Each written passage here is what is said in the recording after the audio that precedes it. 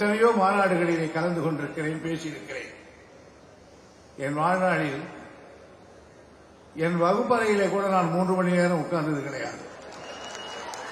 ஆனால் இன்றைக்கு 4.5 மணி நேரம் என்னை உட்கார வைத்தீர்களே, அதுதான் இந்த தலைவர் பெருமக்களுடைய அற்புதமான உரை. அதிலும் நம்முடைய நம்முடைய தலைவர் பேசுகிற பொழுது அவர் உரை என்னை மெய்மறக்க வைத்து விட்டது. காரணம், இந்த உரையில் இந்த பவள விழா என்றாலும் அதை ஒட்டி வந்த கருத்துக்கள் எனக்கு மீண்டும் பழைய ஞாபகத்தை எல்லாம் கொண்டு வந்தது. எனக்கு பவள விழா திராவிட முன்னேற்ற கழகத்தின் பவள விழா.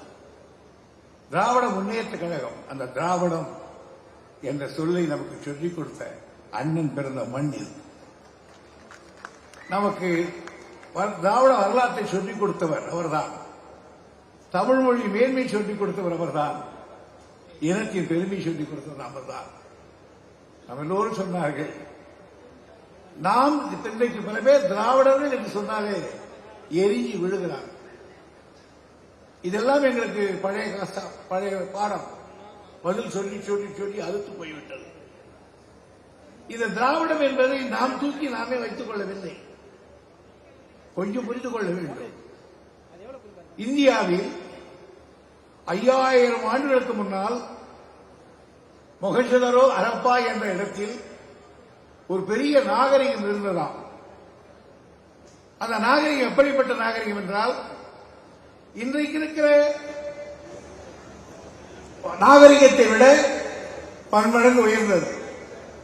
வீடு அமைப்புகளை பற்றி அந்த நாகரிகத்தை சொல்லுகிறார். பெரிய பெரிய அறைகள், அவையெல்லாம் அறைகள். இன்றைக்கு பாத்ரூம் அட்டாச் இருப்பதை போல 5000 ஆண்டுகளுக்கு முன்னாலேயே அறைகளிலே பாத்ரூம் அட்டாச். அதுக்கு மேல அப்ஸ்டருக்கு போனால் அங்கே பாத்ரூம் அட்டாச், டிராயிங் ரூம், எல்லா பற்றியும் செய்திருந்தது.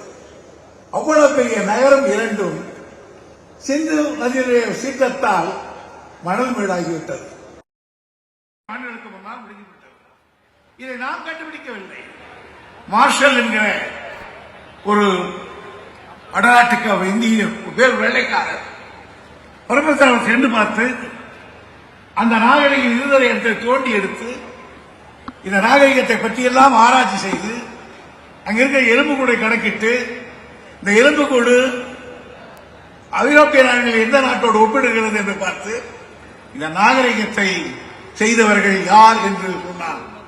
இங்கே வாழ்ந்தவர்கள் தான் உலகத்திலேயே முதலாக நாகரிகமாக இருந்த மக்கள். இந்த மக்கள் இங்கு இருந்தார்கள். இவர்கள் தான் உலகத்துக்கு நாகரிகத்தை பரப்பினார்கள்.